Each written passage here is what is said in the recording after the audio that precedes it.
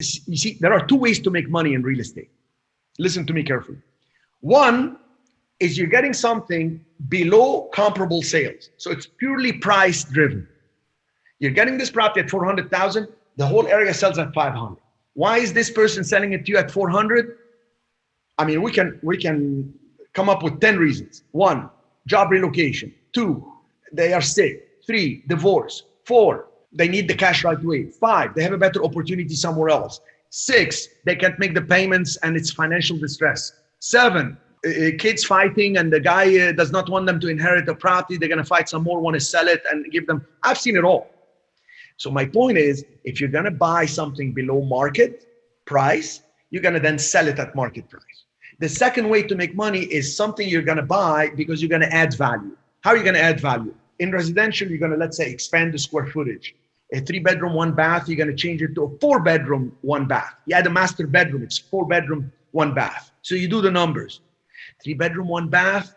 I add a master bedroom, it's going to cost me 100,000, but the 4-bedroom, 2 bath sell at 250,000 more. Oh, I'm going to get it because the numbers make sense. How much time is going to take me? 6 months. Okay, with the approval, this, the permit, 8 months, makes sense.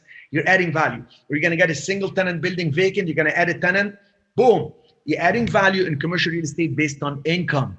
Anything I do that increases income, it adds value because these are value based on income.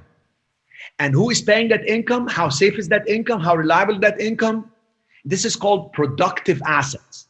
I love productive assets because once I get them and I get a good loan, the debt gets paid down by the tenants. So they make me rich and the income increases. You know what's my favorite activity? Is doing nothing. Buying the property and sitting, enjoying the income. Actually, I'm sitting right now. I actually make today $10,000 just talking to you on the phone. Doing what? Owning commercial retail buildings.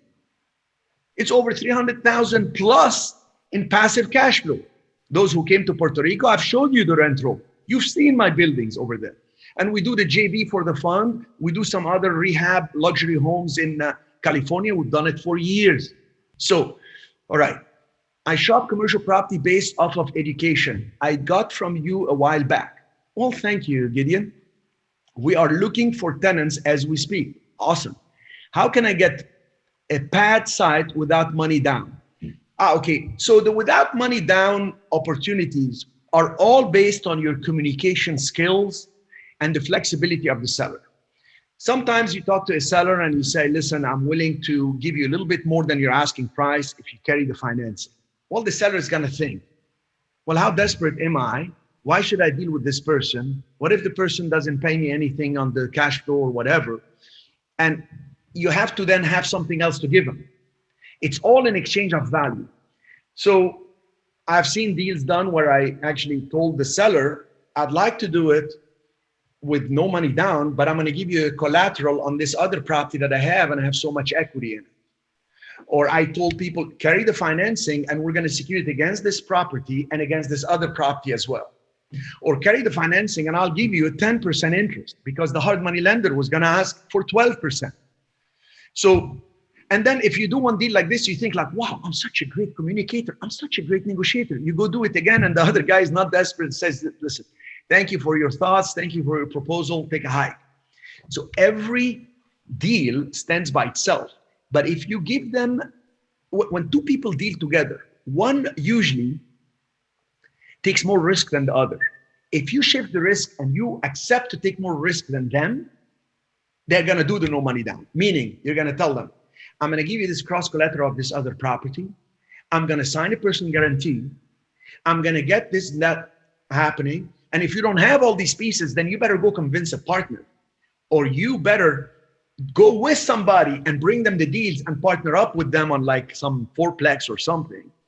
And because you're adding value to them, and how do you add value? You bring them customers or you bring them deals. It's all based on formulas. I don't have to rethink things over. I've been in the business for years, so I know my formulas. When I deal with somebody, what's the exchange of value? Why do I do the joint venture program?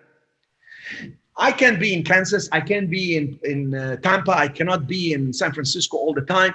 So what I do is I work with students and they add value to me. I add value to them. I say, find this type of property, use my proof of funds. Is there a Is there an exchange of value here?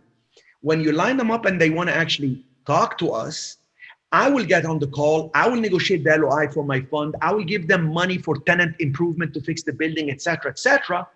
And when the deal closes, I'll pay you so much. So now I'm giving them training, the actual proof of fund, the actual connections to the tenants, the negotiation skills, and they get paid.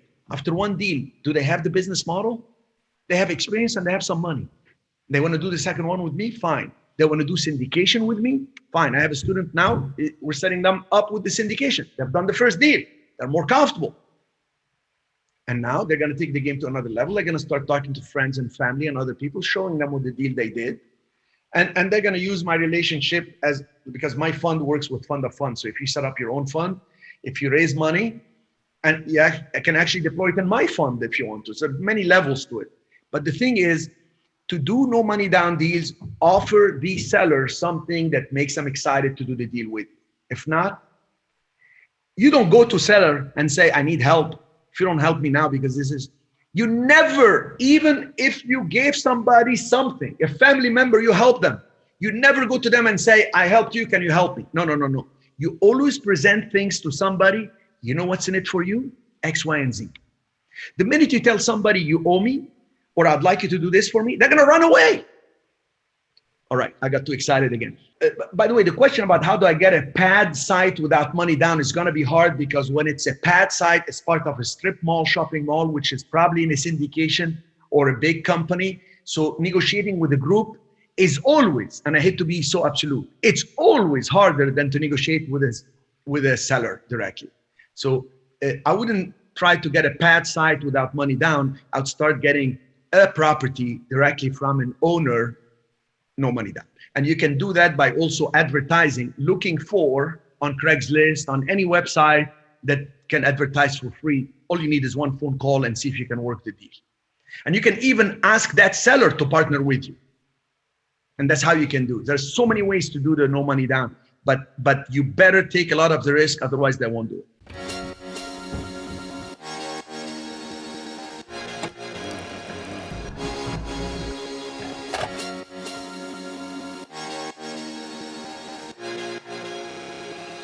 Well, welcome everyone. Are you ready to invest in commercial real estate? How to control the negotiation. You got to have a plan A, B, and C. First, identifying the building and the criteria for that. Who's going to manage the process of the rehab? And remember the way to make the big money on two parts. Control is everything. Right now, you can negotiate some unbelievable prices. Very good. I'll give you the actual module for 12 different type of commercial real estate. This is going to take you to another level completely for apartment buildings, storage facilities, hospitality, land development, eco-friendly retail, office and medical building, senior facilities, mobile homes, warehouses, parking garages, and gas stations. It's the most comprehensive commercial real estate training you'll ever have. Nobody in the country teaches some of these things. Wondering if you have any experience in, you mentioned skip tracing customers, what type of customers they are. And I'm going to guide you for this. It's going to be the best way to start the shortest cut to make it happen. That's what you expect from me, right? A shortcut that you can duplicate, that you can then leverage, and then scale. The way you do a deal, you never talk price first. You first connect with the people. Then you talk about the property. Then you talk about the price. Property and condition, people, and you build rapport. This is how it works. And you have to program yourself to do this.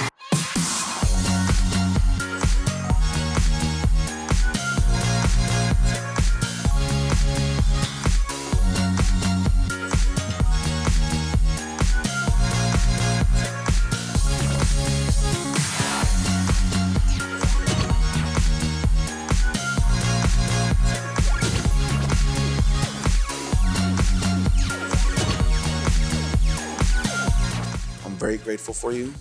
The only thing I would say that I do regret is not signing up with you the first time I came across you 10 years ago.